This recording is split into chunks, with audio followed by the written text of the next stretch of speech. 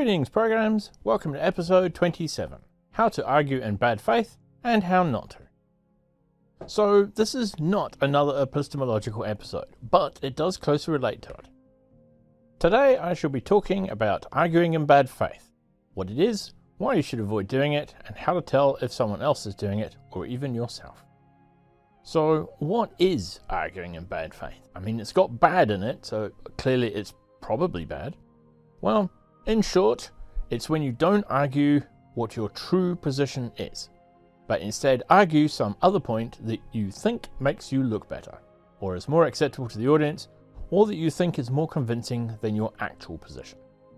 You see this most often in religious or political arguments where the person thinks that their actual argument or position will either make them look bad, because it's an unpopular view, or it's a view that just people will not take seriously or make them look silly. Common examples include, rather than saying that all people of colour should be killed or expelled from the country, which is what a nasty racist person might actually want, they will say something else and argue for something else, like saying, why can't white people have their own ethno-state when other groups have theirs? Or states' rights is another classic. Or a religious person might try to convince you that God is real by telling you about the fine-tuning argument or the Kalam cosmological argument. But the fine-tuning argument is not what convinced them.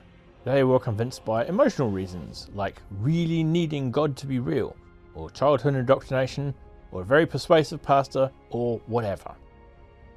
But they know that on some level, this is not convincing to you, nor is it realistic. So instead of that, they come up with something they think sounds better. This is arguing in bad faith. Instead of telling you what convinced them, they will tell you what they think should convince you. And it's annoying because as soon as you shoot it down, they continue on to something else because the thing you shot down is not what convinced them. Well, okay, so that's arguing in bad faith. Why should you avoid doing it? Well, basically, it's not honest, and it gets in the way of actual honest communication. And of course, we are assuming that you want that. Why is it not honest? Well, you're not arguing what you really mean for whatever reason. You're crafting the argument to win or persuade, rather than arguing your actual case on its own merits, and possibly opening your case or precepts to criticism.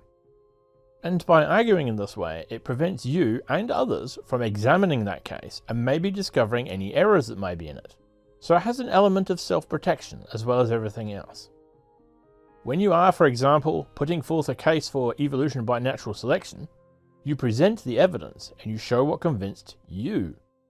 You don't tell everybody how wonderful it will make life, or how much good it will do for society, or any other benefits, real or imagined. You present the evidence in the best format you can manage and let it do the convincing. Why? Because you are trying to honestly convey the truth, and if your interlocutor can spot a problem with it, then you will most likely want to know about it so you can update your beliefs. Okay, so that's why not. Now, how to tell if your interlocutor is arguing in bad faith? Well, there are a number of signs, but there is one big red flag. If you show their main claim or reason to be flawed or an error, rather than admitting that they were wrong, and perhaps update their beliefs, they simply switch to another tack and keep on going. This is a huge clue, mainly because if they were arguing honesty, they would have to reassess their position and everything that follows from it. And they did not do that, which means the real driver of their position, whatever it may be, is hidden.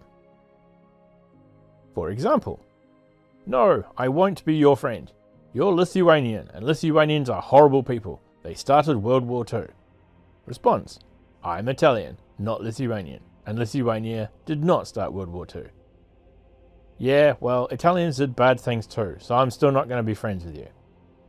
Clearly, from this silly example, their original objection was shot down by A, their explanation for why Lithuanians being bad people was an error, and B, the person was not Lithuanian.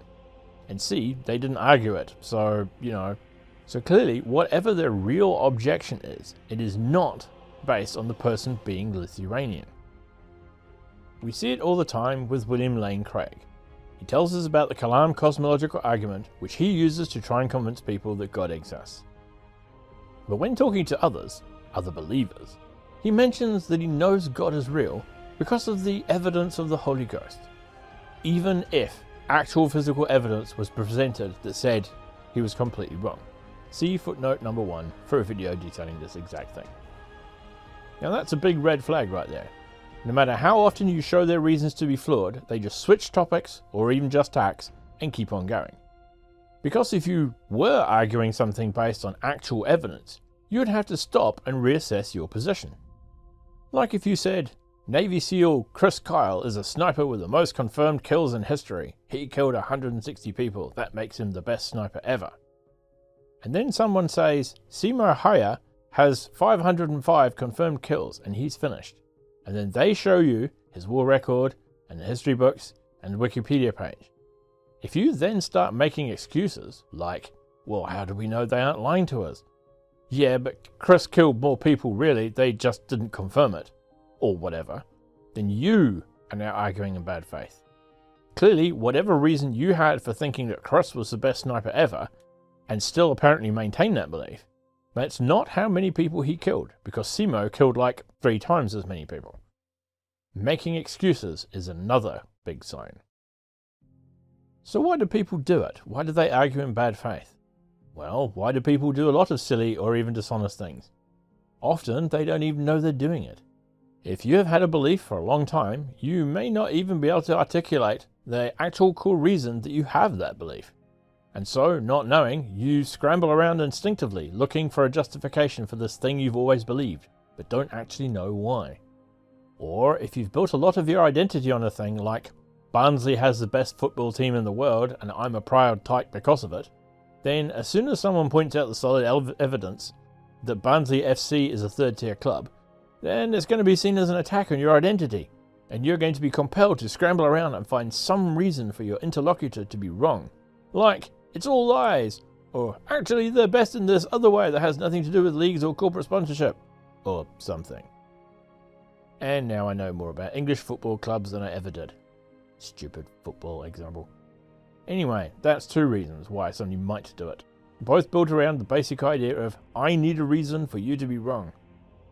So, to sum up, the major sign of an argument in bad faith is that the person keeps going in the argument regardless of how many times you shoot a hole in what they are basing their decisions on, or what they claim they are basing their decisions on. And a sign that you might be doing it is if, when someone shoots down what you are saying, you start making excuses to explain it away. And if honest inquiry is your goal, then this is certainly a thing you should avoid doing.